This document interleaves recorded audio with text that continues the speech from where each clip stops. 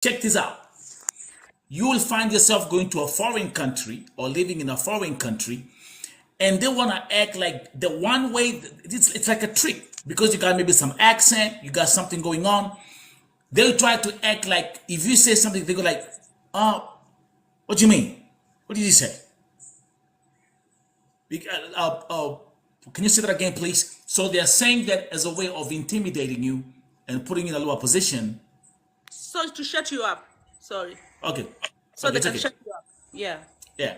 So just get that part right. Those who are, if like for example, like especially like those my folks who are watching in the US, my folks who are watching in Europe, my folks who are watching even in Australia, they can confirm that as well. Go ahead, my sister. So that's a way of intimidating you and shutting you off. They're intimidating you. They're making you to shut up and don't say anything. And that later on, I realized that was what he was doing, because my husband was not a big person, like, or not a very tall. So my husband, nikiwa sina viatu, sina heels, tuko same height. Got you. Na mimi niko na mwili ya Kiluya, si mnaona mwili yangu ni ya Kiluya.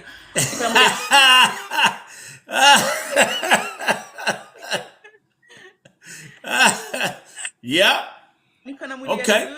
My Luya body, every time he could call me names like you're a giant. And when I come to Kenya, I'm so slim because he's not seen fat people yet. Or people mold well. He's just seen me. So akiniambia hivyo na mimi Kenya work out, nimekuwa nikienda gym, unajua maintain hii body yangu kukua hivi. That's right. Yeah, he found me going to the gym like every day. I still go to the gym hata saa hizi, but sasa huyu mtu, he put me down completely. It was so hard to understand this. You know, nikikuja Australia, what I did was I did my master's in business. Wow. Yeah. Hata akisema nina sijui kuongea Kiingereza, I still did a master's here in English. And I went to school for 6 months for academic English. Just That's academic. So crazy. But I still don't know English. And he'll still talk to people about me. And I hope some of his friends are watching me right now, because right now I'll go back to the thing. I'll tell you, I hope they're here. I'll share them. How do they share live here so they can come and watch me? You can, you just have to click share. Like you just, if you can click the 3 dots down there, you just click share and then they can come up here and watch. Yeah, but we're getting a good algorithm though. Okay, it's okay. And by the way, and we get, actually, by the way, I get folks from Australia who come and watch here, so I'm sure there's someone who's watching here who's watching you talk. This Vote TV is a global platform, 7 days a week, 10 p.m. Kenyan time. I'll tell you to the fact that he could introduce me to everyone as his best friend. And one time, this best friend from Canberra came here. Her name is Jenny. And I just had my baby, the cesarean one, after I had been raped by my husband and I've been bleeding for some time. So the second weekend, after I have the baby, his friends are going to come in and see the kids. Kumbuka, I'm still working kama mwanamke because I have to keep the house clean. You understand? That's right. Warega. This was my classmate in Moi. He can tell you I dropped her. Okay. Okay, there you go. I told you this is Vote TV right here. I mean, we're global, but anyway, go ahead, sis. So, Warega, you can listen to my story. No, I always posted this on Facebook. Now you can listen to it on this platform. Okay. So welcome, Warega. So good to see you. Yeah, I don't know where he is right now. Okay. So, nice to see you too. Yeah, thank you for coming. And you can follow the guy. You can follow him. He tells his friends. He texts me to his friends. His friends come home to see me when I have the baby. They're coming to showcase the baby that he doesn't even touch. But when they come, this man is gonna hold the kid like he's always with the baby. Now I cannot do anything. He's gonna change the nappy. You understand? To show the friends that I'm doing nothing. Gotcha. You understand? And I'll observe it, and I'll see how they will be looking at me like I'm a bad mother because he's doing everything, you know? There you go. He'll be trying to cook. He'll be trying to cook. He'll be trying to force me to have a nanny when I can do everything, you know? But that is when, so that's when I realized, when he forced me to have a nanny, I said, no, I don't want a nanny. I'm doing nothing. At that time, I was volunteering for Red Cross in Penrith. Yeah.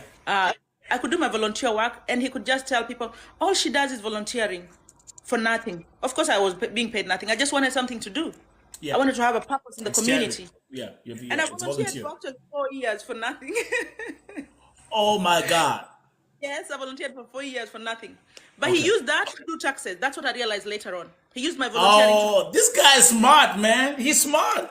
he used my He's education. smart. He used my education Whoo! to get less taxes because Australia taxes is like 49%. So because I am a housewife, I don't Man, work. he Yeah, got you he the used that. tax code. Yeah, listen, you're the housewife, you got 3 children. Oh my God. He used it for taxes. Got you the tax code. So this is Listen, Australia. So white one people, time, wazungu.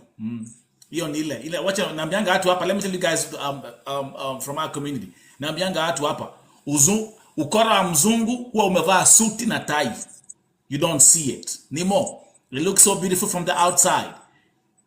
But from the inside, they are playing you like nobody's business. Go ahead, my sister.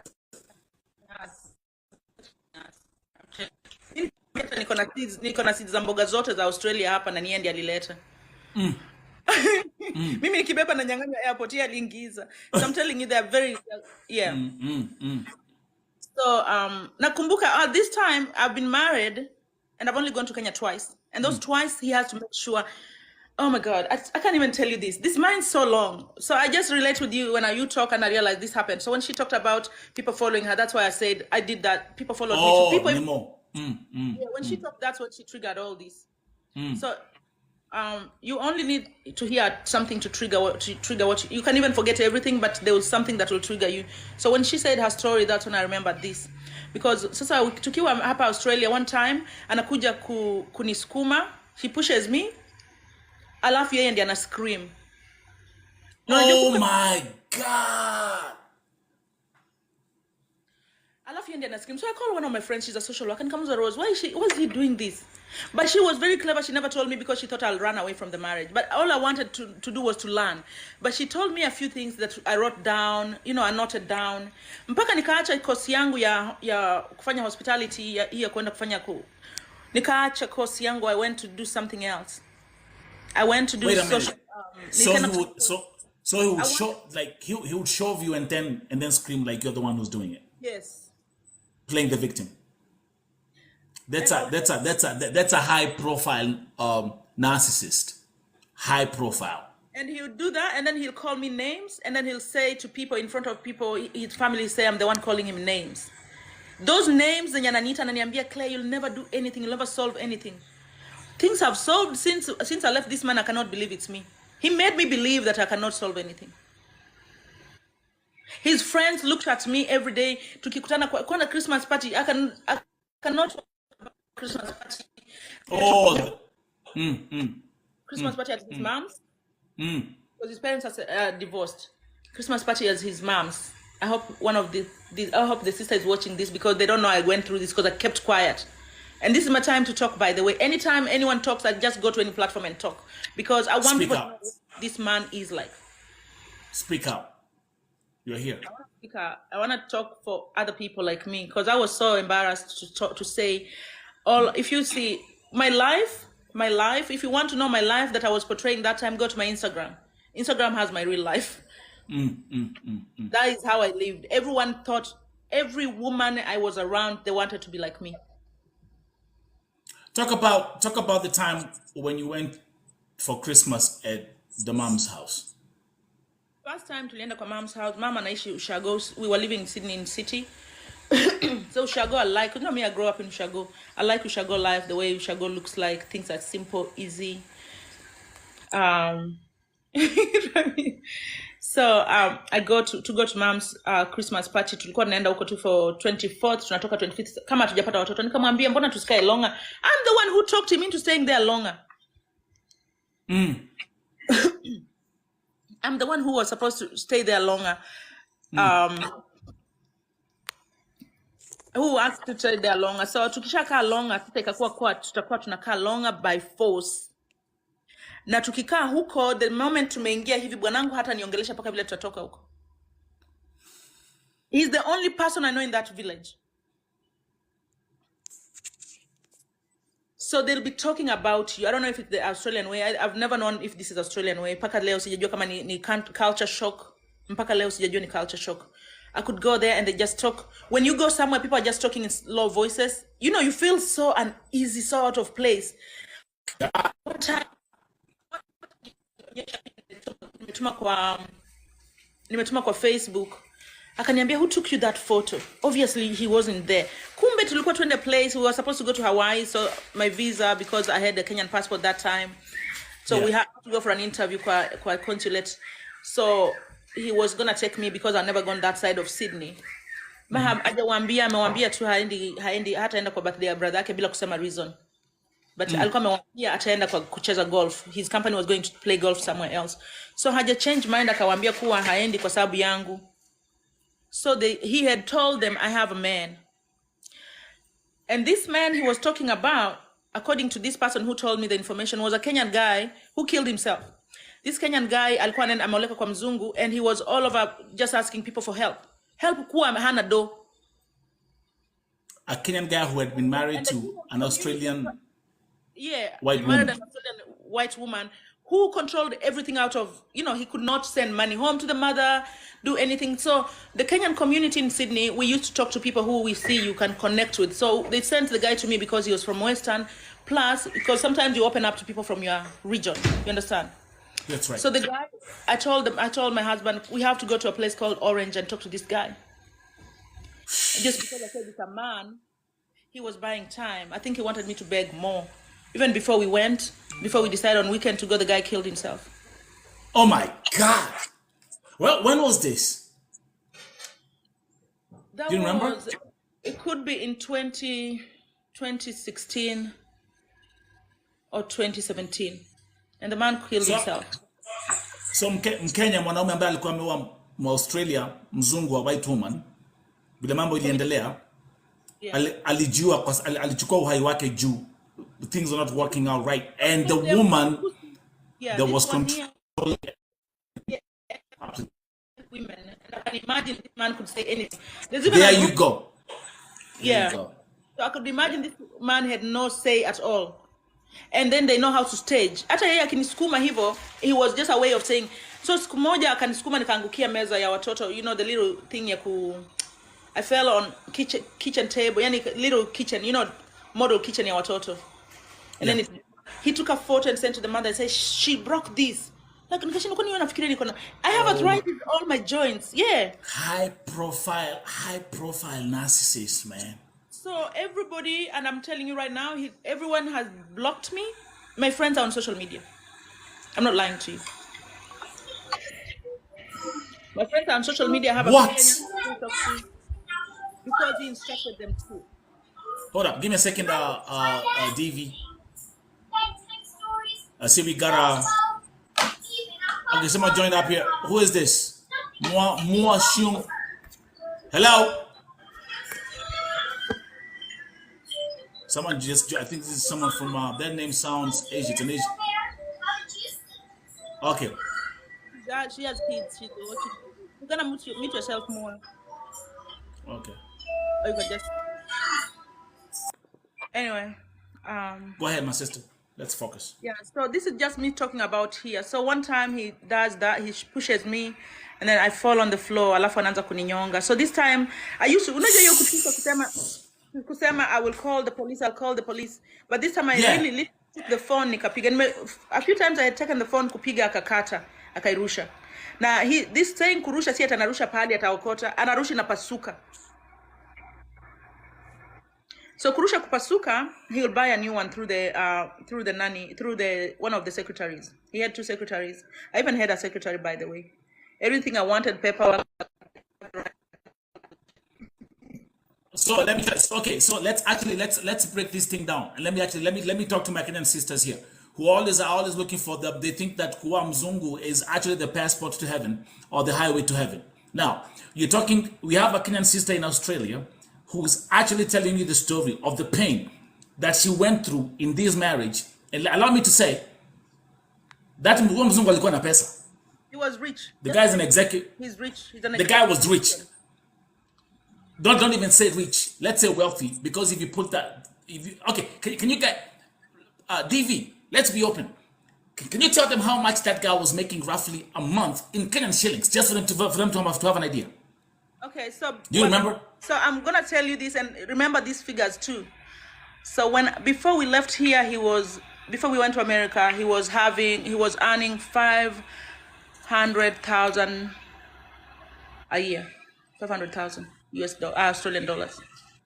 Okay, someone do the math. He was making $500,000 Australian dollars a year. Do you know how much that is in Kenyan shillings? Wataka niwaangalilie? Wajue? Give me a second, DV. Just give me 1 second. If I do, let me give them. Okay? Yes, $500,000